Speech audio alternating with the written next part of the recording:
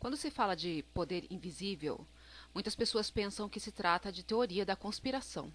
Existe uma força que atua há séculos escrevendo os rumos da história. Para provar que não é teoria da conspiração, eu vou usar como fonte inicial um grande escritor, Leo Huberman, que escreveu A História da Riqueza do Homem, um livro que eu aprecio bastante particularmente. Ainda na Idade Média, uma eminente classe financista semeou a usura no mercado. A usura era considerada pecado. Quem cobrasse juros pelo uso do dinheiro estaria vendendo tempo, e o tempo não pertencia a mais ninguém, a não ser a Deus. Assim julgava a Igreja. Os judeus, que geralmente concediam pequenos empréstimos a juros enormes porque corriam um grande risco, eram odiados e perseguidos, desprezados em toda parte como usurários. Os banqueiros italianos emprestavam dinheiro em grande escala, fazendo negócios enormes, e frequentemente, quando seus juros não eram pagos, o próprio Papa ia cobrá-los, ameaçando com um castigo espiritual. Mas, a despeito do fato de ser um dos maiores pecadores, a Igreja continuava a gritar contra os usurários. No entanto, a prática usurária acabou sendo agregada à própria Igreja Católica no decorrer do tempo. O poder invisível esteve conectado aos financistas durante séculos. Leo Huberman cita em seu livro algumas casas bancárias de famílias ricas.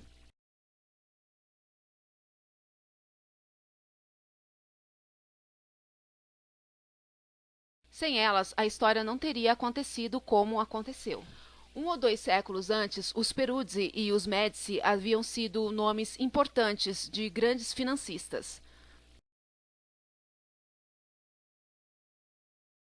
Veja o que o autor nos diz sobre o poder invisível.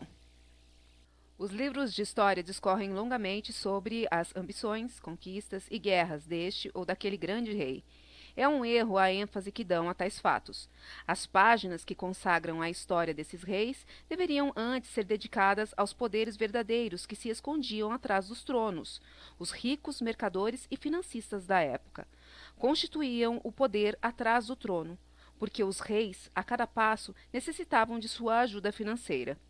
Durante os 200 anos do século XVI e XVII, as guerras foram quase contínuas, e alguém tinha que pagá-las. Com efeito, eram financiadas pelos que tinham dinheiro, mercadores e banqueiros.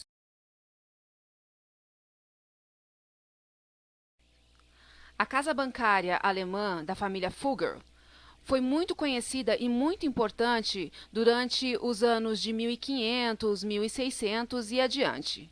Pouca coisa de importância se passou no século XV sem que a sombra dos Fuggers se projetasse de uma forma ou de outra. Outro momento da história que só aconteceu porque foi incitado pela classe dominante, a classe burguesa, foi a famigerada Revolução Francesa. Foi essa classe média, a burguesia, que provocou a Revolução Francesa e que mais lucrou com ela. A Revolução Francesa foi um marco burguês para consolidar o seu poder. O privilégio de nascimento foi realmente derrubado, mas o privilégio do dinheiro tomou seu lugar. Liberdade, igualdade, fraternidade foi uma frase popular gritada por todos os revolucionários, mas que coube principalmente à burguesia desfrutar. O que sucedeu a partir desse expediente histórico foi a ascensão da classe dominante burguesa, que era a detentora do dinheiro. O exame do Código Napoleônico deixa isso bem claro. Destinava-se, evidentemente, a proteger a propriedade, não a feudal, mas a burguesa. O código foi feito pela burguesia e para a burguesia. Foi feito pelos donos da propriedade para a proteção da propriedade. Marat, o porta-voz da classe trabalhadora mais pobre, descreveu, na época, o que aconteceu de verdade na Revolução Francesa. A revolução é feita e realizada por intermédio das camadas mais baixas da sociedade, pelos trabalhadores, artesãos, pequenos comerciantes, camponeses, pela plebe, pelos infelizes, a que os ricos desavergonhados chamam de canalha, e a que os romanos, desavergonhadamente, chamam de proletariado. Mas o que as classes superiores ocultam constantemente é o fato de que a Revolução acabou beneficiando somente os donos de terras, os advogados e os chicaneiros. Eu não tenho fontes para afirmar se há uma ligação entre os primeiros usurários da Idade Média, judeus, com a classe financista do século XIV e XV, a ascendência liberal que aconteceu após a Revolução Francesa, com a atual elite financista, Rothschild, Rockefeller, Morgan e etc. Porém, a liberdade que eles adquiriram manipulando a história ao longo do tempo, ao seu favor, me faz conjecturar que eles estejam ligados de alguma forma. O poder disruptivo que eles tiveram foi extremamente significativo e começou a acontecer às portas do capitalismo, introduzindo mais tarde o liberalismo e o neoliberalismo, que aconteceram dentro dos paradigmas do capitalismo, por sua vez. Da atual elite dominante destacam-se duas famílias, principalmente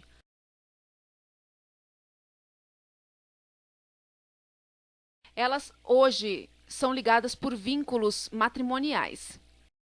Essas duas famílias, assim como outras, estão no ápice daquele esquema piramidal, aquelas 13 famílias que comandam o mundo. Eu deixarei na descrição o link de um vídeo meu que fala sobre essa formatação do atual sistema, que é a pirâmide do poder. Essas famílias, elas estão onipresentes em quase todos os fatos históricos atuais.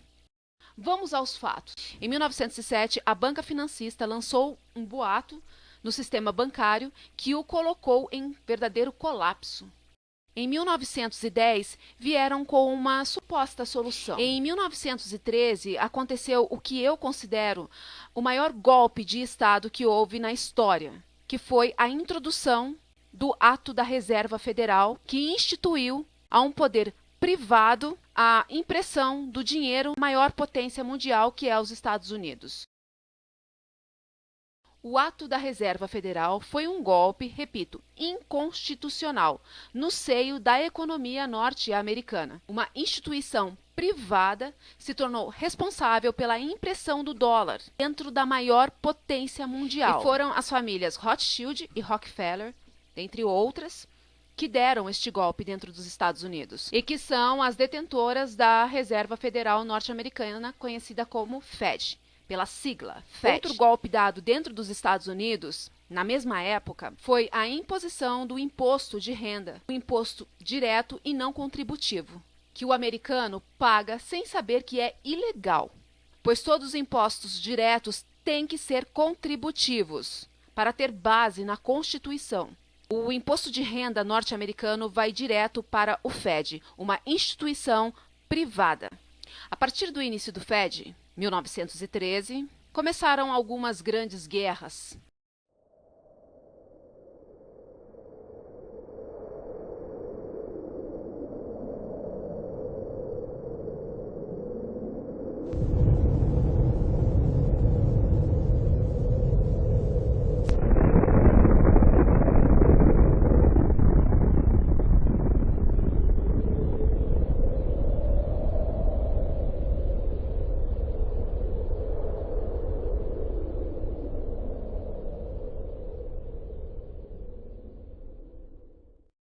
A Alemanha nazista não tinha matéria-prima, não tinha petróleo. A empresa alemã A.D. Farben assinou um acordo de cooperação com a empresa petrolífera norte-americana Exxon. A Exxon forneceu à Alemanha as patentes necessárias para fazer combustível sintético e avançar na guerra.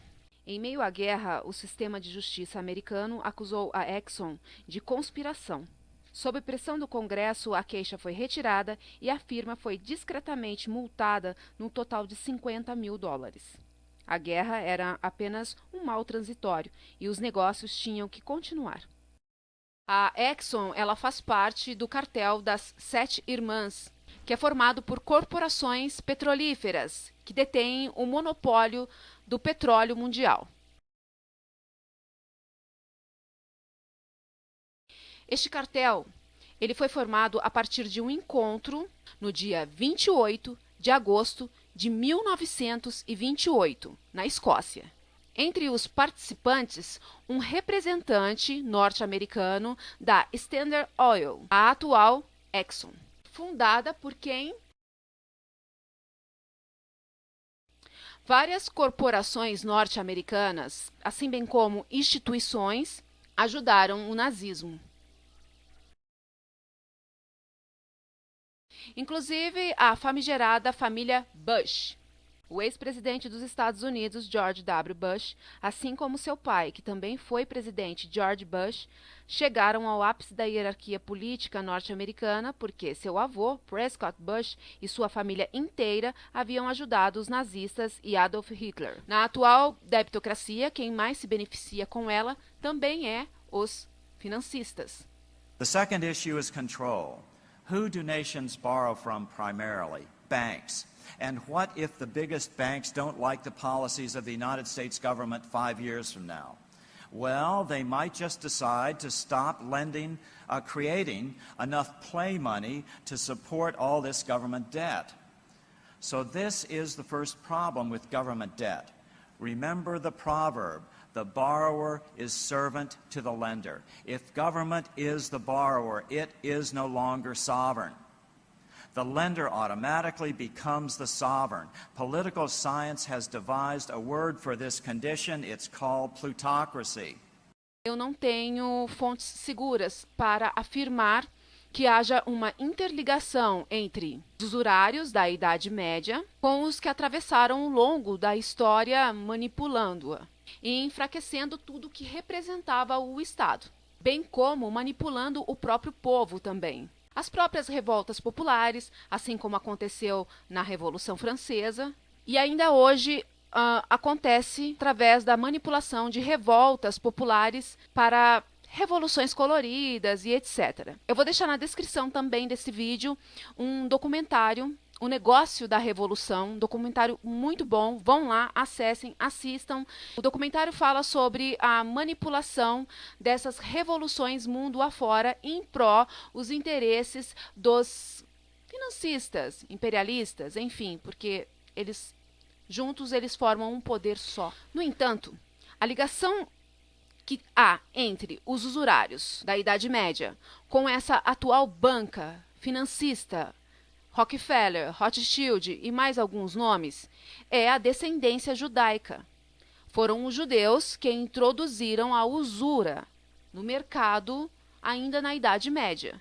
E essas famílias dominantes, elas são descendentes judaicas, todas ligadas ao sionismo, movimento nacionalista que nasceu no século XIX na Europa cristã.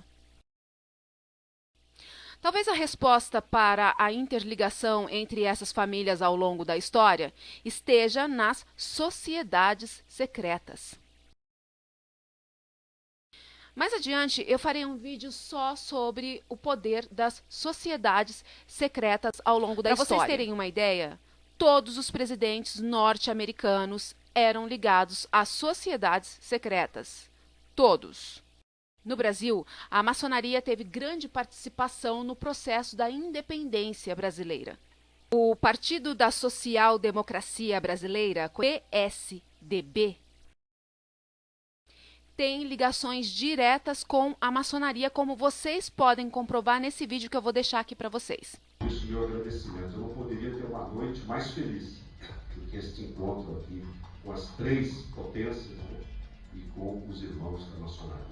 Muito obrigado. Queria dar meu boa noite a todos e a todas, cumprimentar o nosso grão-mestre da grande loja maçônica do estado de São Paulo. Sereníssimo grão-mestre da grande loja do estado de São Paulo. Procurem mais, saber mais, irem além, que vocês vão comprovar por si só que o poder invisível ele existe e ele nos domina e não é teoria da conspiração. A ideia de teoria conspiratória está ultrapassada, gente. No entanto, talvez haja um poder ainda mais invisível e ainda mais refratário por trás desses financistas que passaram séculos e mais séculos tendo grande participação na história. O suíço Jean-Jacques Babel verificou que desde os últimos 56 anos, a humanidade organizou 14.500 guerras, que provocaram 3,5 bilhões de mortes. Isso representa a metade da população mundial de hoje. Somente no ano de 1991, por exemplo, registramos 52 guerras ou foco de crises em nossa Terra. Isso significa que, após os numerosos conflitos nesse planeta, dentre os quais 2 guerras mundiais em um século, esse ano viu opor-se reciprocamente 114 ideologias, cujas solicitações eram manifestamente muito importantes para justificar novamente o massacre de muitos milhões de seres humanos. As sociedades secretas e seu poder no século XX.